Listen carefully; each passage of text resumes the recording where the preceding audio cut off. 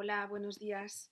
Hoy voy a trabajar esta obra de teatro, La Fundación, de Antonio Buero Vallejo, con esta editorial austral y me voy a basar sobre todo en un estudio crítico titulado Estudio crítico de la Fundación de Buero Vallejo, Holograma o Libertad, de Lola Lasala Benavides.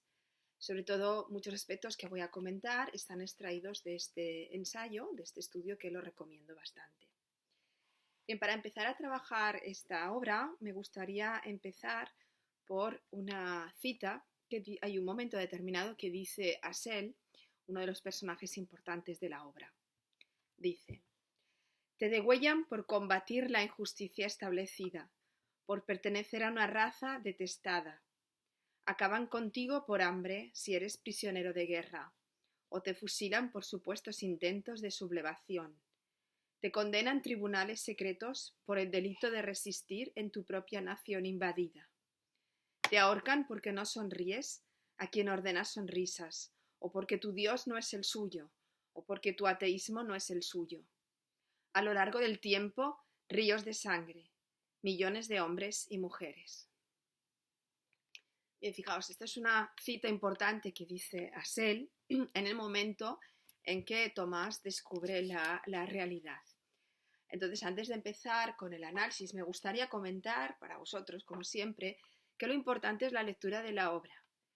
En concreto, esta obra es una obra que, si te cuentan lo que sucede, o por ejemplo ves un vídeo o lees un libro informativo antes de leerla, pues como que se desvela el argumento y se pierde la función principal que tenía el dramaturgo Buero Vallejo, que era hacer el efecto inmersión, que consiste en que tú vayas descubriendo la realidad a la vez que el propio personaje, a la vez que Tomás.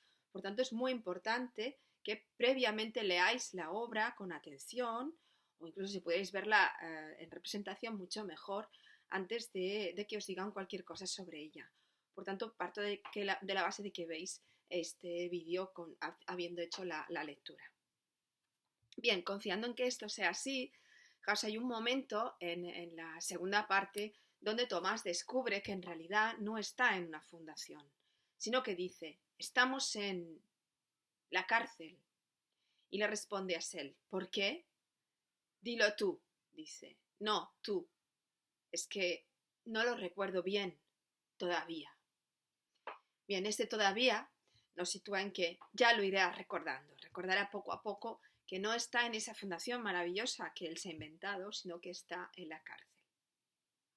Bien, entonces, para empezar a trabajar la obra, lo primero sería acercarnos a la vida de Antonio Buero Vallejo, la biografía del dramaturgo, para ver muchas concomitancias, muchas relaciones con elementos que le ocurrieron en su vida con la obra.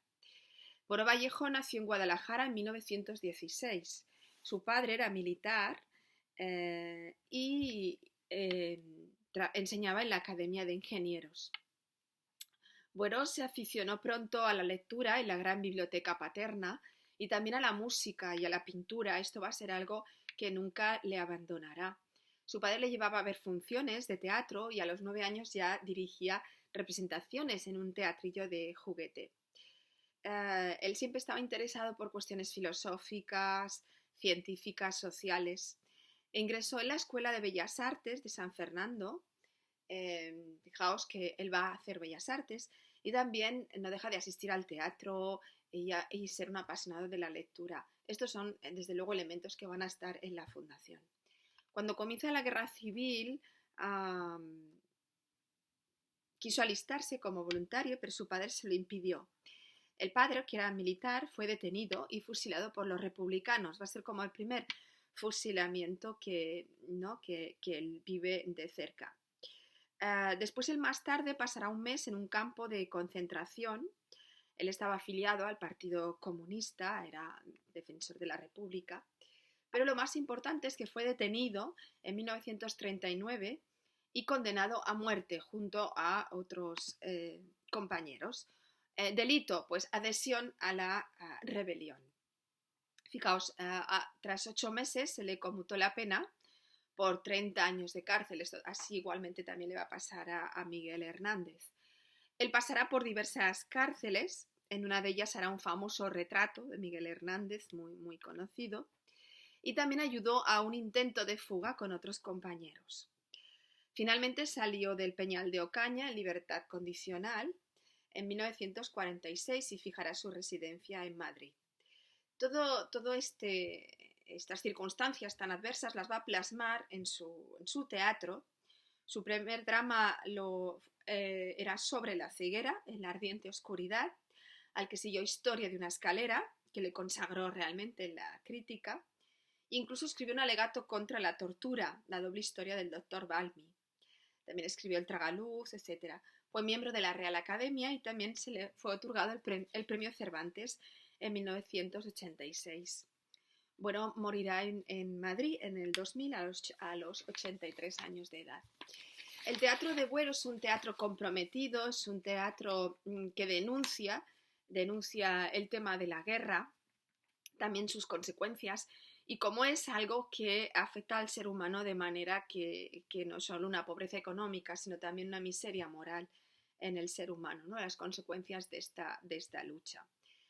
Todo su teatro está marcado por este interés por la guerra, por esta intención de acercarse al ser humano de una manera claramente simbólica y metafórica, puesto que tenemos ahí el elemento de la censura. Por lo tanto, no podía hablar claramente de estos temas.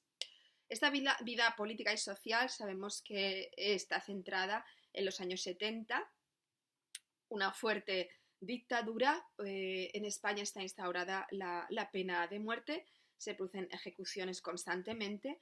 La última fue en 1974 del anarquista Puig Antich, que fue ejecutado. Entonces, Buero Vallejo centra su obra en un espacio indeterminado y en un momento impreciso. Él no dice que estamos en los años 70 ni que estamos en España. Y esto hace que la obra adquiera un carácter atemporal. Este espacio indeterminado, este momento impreciso, da un carácter atemporal, un carácter universal. Así como queriendo decir que esto no es un conflicto que sucede ahora, sino que ha sucedido, sucederá, y elementos como la pena de muerte, la tortura, la dictadura, el autoritarismo estará siempre acosando al ser humano. Esta es la explicación de que no veamos centrar la obra en un contexto, darle un carácter más universal. Entrando en el argumento, vemos que Tomás es un supuesto novelista que se encuentra en una institución que llaman la Fundación. Esta institución podía estar inspirada en la residencia de estudiantes donde cursaron estudios pues, autores de la generación del 27, como Lorca o como Salinas, Dalí, etc., todos los intelectuales. Podía estar inspirado ahí. Él cree que están becados, que están allí para realizar cada uno su investigación, que Asel es un supuesto médico, Max matemático, Lino ingeniero y Tulio fotógrafo. Estos son los personajes centrales, Asel, Max, Lino y Tulio. Fijaos, estos son, bueno, trabajos ficticios, porque en realidad ninguna de estas corresponden a sus profesiones reales. Tomás habla con su novia Berta, también nosotros nos creemos que es su novia, pero poco a poco va a sentir que es como víctima de algo, de un engaño, de una conspiración, porque los compañeros que están con él parecen que no ven la misma realidad que él ve. Estos detalles extraños se van poco a poco filtrando en esa fundación, de manera que nosotros también junto a Tomás iremos sufriendo este estado de confusión.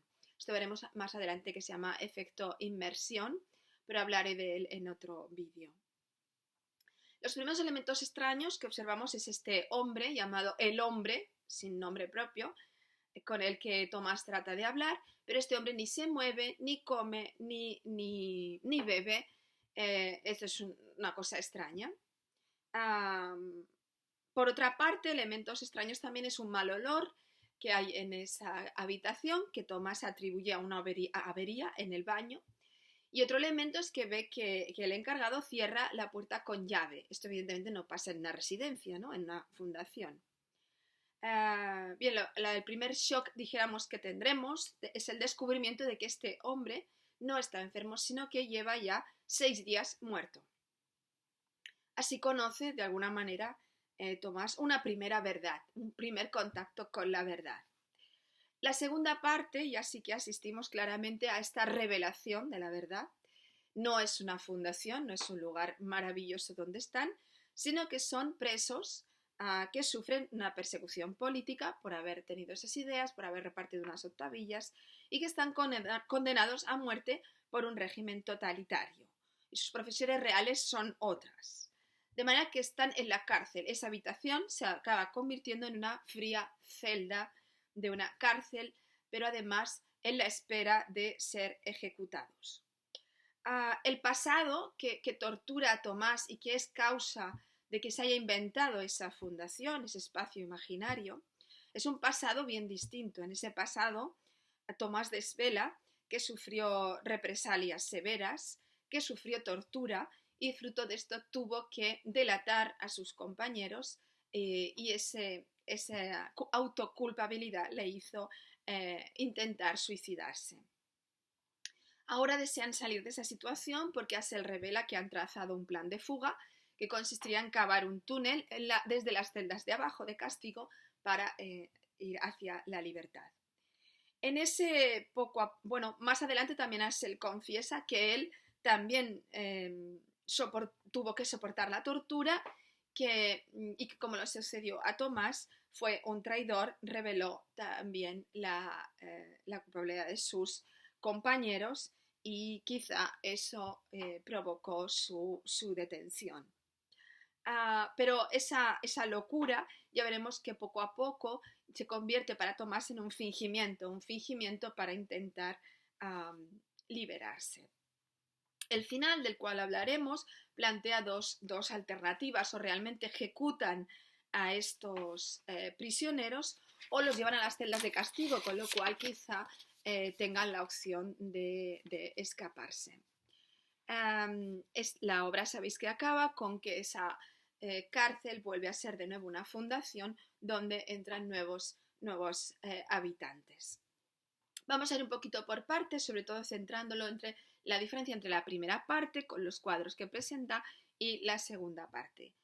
En la obra comienza que Tomás está solo en la habitación, aunque está con este supuesto enfermo, que luego sabremos que está muerto, y con Berta, que es también su supuesta novia. Pero nosotros lo estamos viendo realmente, vemos también realmente a esta novia, es decir, que en teatro veríamos a una mujer que sale, que es su novia, que dialoga con él. En realidad esta novia no está más que en su mente, es una proyección de su mente, es una proyección de su subconsciente, es su deseo puesto en realidad. Hablaremos más adelante de que es un holograma, pero bueno, esto también lo dejamos para más adelante. Suena la música clásica, la música de Rossini, Guillermo Tell de Rossini, relacionado siempre con ese espacio imaginario. Pero además resulta que ese espacio imaginario está constituido por unas camas confortables, un baño, donde hay una cortina, una separación de un baño, una librería con libros, con cuadros, una vajilla donde ellos comen, unas copas, unas bebidas, frigorífico, televisor, teléfono. Es decir, un lugar confortable que poco a poco va cayendo, que poco a poco se va viendo que todo eso no existe más que en su cabeza. Esto va a ser, dijéramos, como el personaje va accediendo poco a poco a la cordura, es decir, de esa locura que es transitoria, poco a poco va descubriendo esa verdad, por lo tanto va yendo a la cordura. Digamos que tenemos aquí como la historia también del Quijote, ¿no? El Quijote se cree que es un caballero andante en un mundo de caballerías construido por sí mismo, esta es su fundación, pero poco a poco abandona esa locura cuando la realidad se impone y ya es cuerdo, pero ya no es Quijote, ya es otra vez el hidalgo. Pues un poco vendría a ser la misma historia. Bien, entonces, en esta transformación os tenéis que fijar muy bien en todos los detalles que van desapareciendo. Por ejemplo, los 5 sillones confortables serán petates, ya no habrá sábanas, incluso el detalle de que la colcha donde se acuesta Tomás es una colcha de flores, pero después es que no hay ni siquiera sábanas, es un simple petate, no tienen tabaco, no tienen bebidas, desaparece la bebida, desaparece el teléfono, el ventanal maravilloso por donde se ve un paisaje siempre en Buero pues el ventanal es como la salida, ¿no? La libertad en realidad se convierte después en un lienzo de pared, en un cuadro, de manera que el mundo ficticio va cayendo, aunque no desaparece del todo. Va a desaparecer, la luz va siendo una luz gris, la música clásica ya no se oye, de manera que, fijaos, que nos damos cuenta de que estos no son personajes becados para investigar, sino que son presos que están en una fría celda. De manera que tenemos aquí una locura que es transitoria, provocada por un shock emocional, por una no aceptación de una realidad dura, y poco a poco esos cambios de escenario nos llevan a descubrir esa verdad y nosotros también la descubrimos junto con él. La mesa es de hierro, los encargados no llevan un smoking, un traje como lo imaginamos, sino que son trajes de carceleros, de funcionarios. El teléfono deja de funcionar y ellos no llevan tampoco trajes, sino que llevan lo que llevarían los presos, son presos. En ese descubrimiento progresivo de la realidad hay un momento de regresión, lo que se llama regresión. ¿Qué quiere decir esto? Quiere decir que el momento capital en el que descubre Tomás que Tulio no va a los locutorios, sino que ha sido llamado para ser, porque lo van a ejecutar, en ese momento, que es un momento de enfrentamiento brusco con la verdad, de que caiga la venda o el telón, en ese momento él sufre una regresión, una no aceptación de esa realidad, en forma de volver a evocar a Berta, se va a la cama, vuelve a sonar la música de Rossini, él habla con Berta, y de nuevo fijaos que estos símbolos están asociados siempre a la creación de ese mundo imaginario, de su subconsciente, de que la realidad la está haciendo él. También fijaos en el simbolismo del ratón. Berta lleva un ratón, ese ratón se llama Tomás, Tomasín, y ese ratón es el propio Tomás atrapado, que fijaos que es muy importante que cuando él se da cuenta de que están condenados a muerte en el desenlace, de la mano de Berta, que es la última vez que aparece, ya cae este ratón muerto. Y entonces es el símbolo del propio Tomás y que su locura también cae, su locura está también a punto de desaparecer. Por tanto, no será Tomás, será un simple número, un simple preso. Bien, vamos a ver cómo este ventanal transformado en lienzo, también estos presos ya vestidos de presos, ese baño inexistente porque es un simple retrete que ni siquiera tiene cortina, todo va haciendo descubrir esa realidad, pero que como en el momento en que se produce la muerte de Max, él trata como de fingir esa realidad. Y ahora sí sabemos que no es un loco, sino alguien que se finge loco. Y en ese fingimiento de loco, fijaos también muchas relaciones con el Quijote, lo que tenemos es una necesidad quizá de huir, de salvar la vida, tanto para él como para Lino. Bien, entonces fijaos que cuando ya son llamados, solo ha quedado en escena Lino y Tomás, cuando ya los llaman y no sabemos qué será para ejecutar o para liberarse, en este final abierto hablaremos más adelante, fijaos que la obra no acaba ahí. Yo siempre digo a los alumnos, no, la obra no acaba ahí, la obra acaba en la acotación. Es muy importante en esta obra las acotaciones. Hay que leerlas claramente y si un director quiere adaptar esta obra, de alguna manera tiene que incorporarlas al espectáculo porque son parte esencial de lo que nos quiere decir Buero Vallejo. Bien, el final no es cuando los personajes se van. El final es la última acotación. Fijaos, y en esta última acotación lo que tenemos es que comienza a oírse la pastoral de Rossini, es decir, vuelve la música clásica, vuelve la luz se irisa, la cortina desciende y oculta el retrete, vuelve la librería, el televisor, el teléfono, el frigorífico. Y además dice la gran pantalla de fantasía desciende despacio, es decir, vuelve la fantasía a su antiguo sitio. Pero ojo, no es la fantasía de Tomás, Tomás ya no está en escena, es la fantasía de otros personajes que entran a esa fundación que ha vuelto. De nuevo ahora tenemos un encargado, no un funcionario, sino un encargado que abre la puerta, que viste con corrección ropas de recepción y que con su sonrisa, aquí dice obsequiosa, pero más bien parece cínica, hace entrar al aposento, fijaos, ahora lo llama aposento, a nuevos ocupantes que se acercan. Estos son ahora ocupantes, no son presos. Bien, con esto nos quiere decir que siempre habrá una fundación, que la fundación siempre vuelve, es algo cíclico. Fijaos, fundación, cárcel, fundación.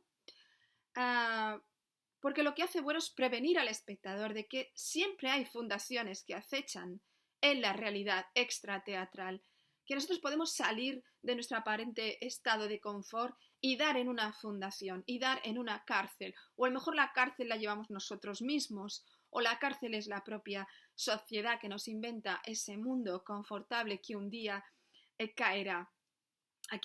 Aquí está hablando Buero Vallejo de alienación en general. Estamos alienados en una sociedad, en un poder que nos crea cárceles. Y el mal no es individual, el mal es colectivo, no es mi fundación, es la fundación también social. En este sentido hay un plano individual y un plano colectivo. En definitiva, la fundación continúa y llegan nuevos inquilinos y llega un nuevo Tomás con su propia fundación, con ese invento que lleva en su cabeza, que oculta en realidad una prisión. Es decir, ojo, todo es cárcel, todo es fundación, y el ser humano tiene que estar, ojo avisor, a desvelar las fundaciones, a que esa fundación caiga y realmente vea que hay una cárcel. En ese sentido, por ejemplo, yo siempre pongo tres frases para reflexionar al alumnado. Por ejemplo, todos inventamos nuestras propias fundaciones. En nuestro mundo imaginario, nuestro holograma que nos permite vivir en la realidad. Todos llevamos una fundación encima, en el sentido de que todos también llevamos ese mundo imaginario, pero también llevamos una cárcel y todos vivimos en la fundación, todos vivimos en una cárcel, porque no nos vemos que la fundación, detrás de la fundación está la cárcel. Entonces, ojo a la cárcel, quizá haya que salir de esa cárcel. También la relación de este argumento con películas como Matrix, con películas como El Show de Truman, que en realidad lo que hacen es desvelar otra realidad distinta a la que parece que vivamos, porque quizá todo el mundo, toda la vida es un engaño, y cuando se cae el telón, el engaño de nuestra vida, pues aparece el poder, la autoridad, la cárcel, etc. O sea que es una obra que tiene, desde luego, reflexiones filosóficas, sociales, políticas, existenciales, y a esto tenemos que llegar, porque es un teatro absolutamente simbólico. En los próximos vídeos, que espero que veáis, veremos los símbolos, la simbología que hay en la obra. Es un teatro muy visual, muy simbólico.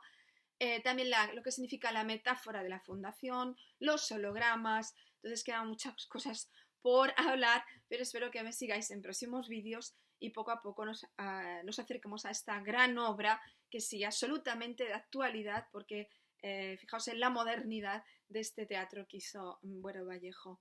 Os espero en próximos vídeos. Muchas gracias.